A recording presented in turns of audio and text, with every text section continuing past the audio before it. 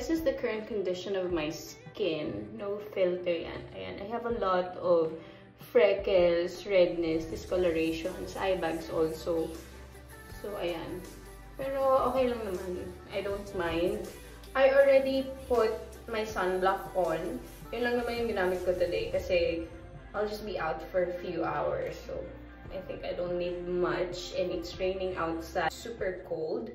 And this is my outfit for today. And I don't think this will suffice the coldness of the weather. But I'm just gonna go out for food and maybe some Sephora run. Kasi meron silang sale ngayon. Let's proceed with the Strokes Face Sculpt. I just put it here para lang may konting warmth sa mata ko. So pale yung skin ko ngayon. Diba? Pero carry lang. And yesterday, when I went to Sephora, humingi ako ng sample ng Haus Labs kasi I wanted to try this. I heard it's nice, but ayoko nang bumili ng full size kasi I keep on wasting foundations. Kasi it turns out like after a while, it changes its color. I don't know if it just oxidizes or something.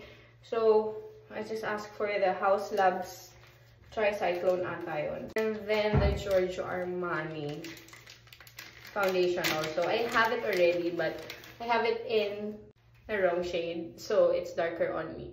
I'm very acidic, so foundations oxidize a lot on my skin. Oh, and before that, let's just use this Charlotte Tilbury. I hope they improve the packaging because it's nice. You know, packaging makes a lot of difference.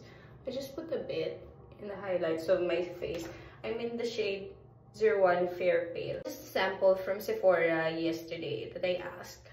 So this is the Haus Labs foundation. Hindi ko alam kung ano yung exact. I know it's too light. That's what they said there. But, let's go.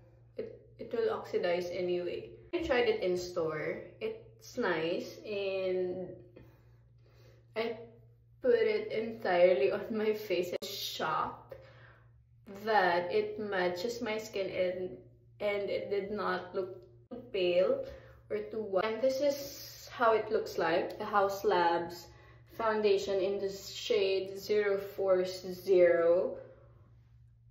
And with a light.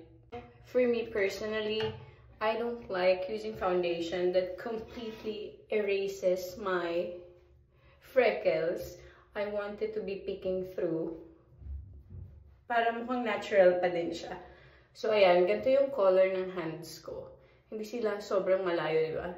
Kasi sometimes, I feel like my face gets a bit darker than usual. I think it's because of the undertone of the foundations or tints that I'm using. That's why I normally go for 2 shades lighter than my actual skin. And then, I'm just gonna add a bit of eyeliner. This is from Canmake. Yan. Dark brown. I'm not gonna put too much. And ganyan lang. I'm gonna swipe it like that. Put a bit under my eye. Let's use this Colorette mini color tint. It's in the shade Willow. Lagay lang tayo ng konti. A bit here, here, here.